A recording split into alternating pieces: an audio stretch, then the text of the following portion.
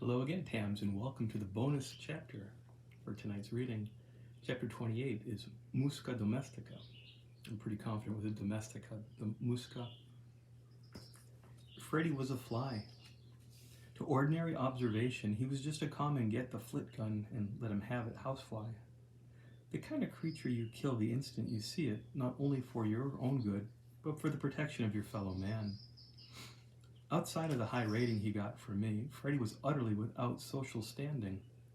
Indeed, the only thing that he gave him the least bit of distinction was the name that a Swedish naturalist conferred upon him back in the 18th century, Musca Domestica, he called them.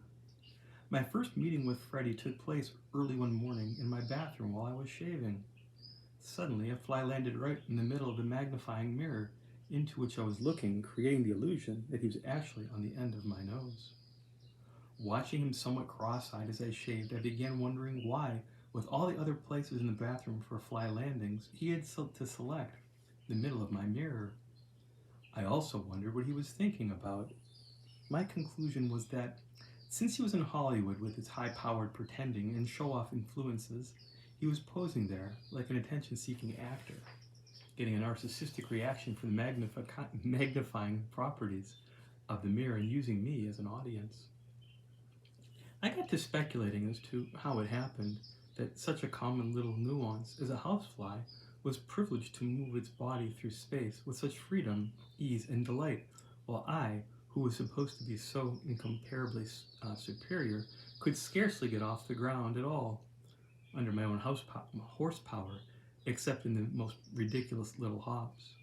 Why were flies given the ability to walk around the walls and on ceilings and to play, meditate, and even sleep on them, while I was denied this privilege?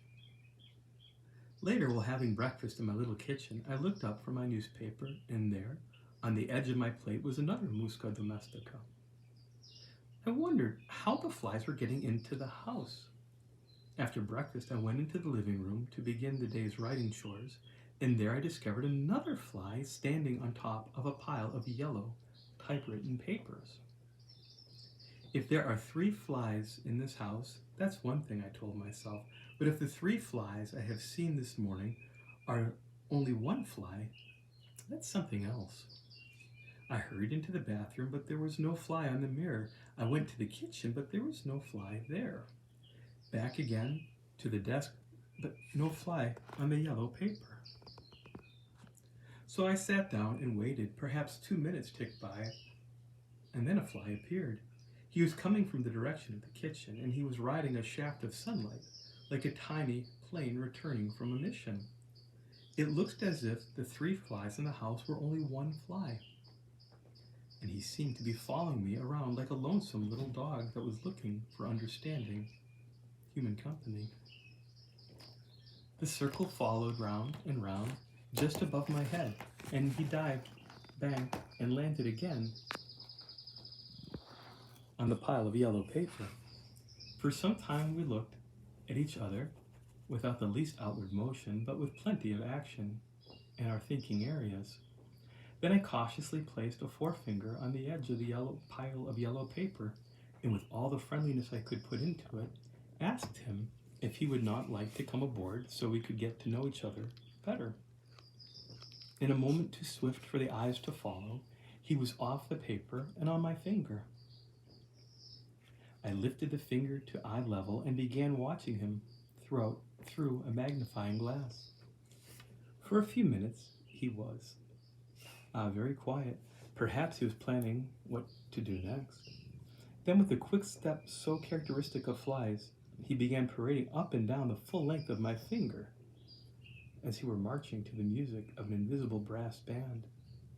Now and then, he would pause and then resume his parading. He gave the impression that he was having a perfectly wonderful time and hoped I was too.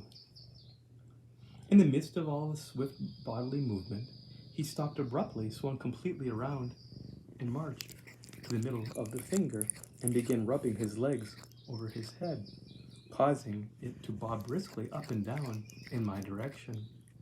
Assuming that this could be done in a way expressing appreciation and not to be outdone in good manners, in my own house, especially by a fly, I began bowing just as politely back to him. I was grateful that none of the neighbors could see me through the windows. Curious as to what his reaction might be, I abruptly tossed the little fellow into the air. It did not disturb him, not in the least. In fact, he seemed to like it. He cruised slowly just above my head. But when I pointed my finger up in his direction, down he came, landing on the fingertip as though he and I had been doing such things. I did this again and again, but every time he tossed off, he would return to the extended finger and resume his parading posturing and head bopping. As we paused after one of those landings, I slowly reached over with another finger and touched him.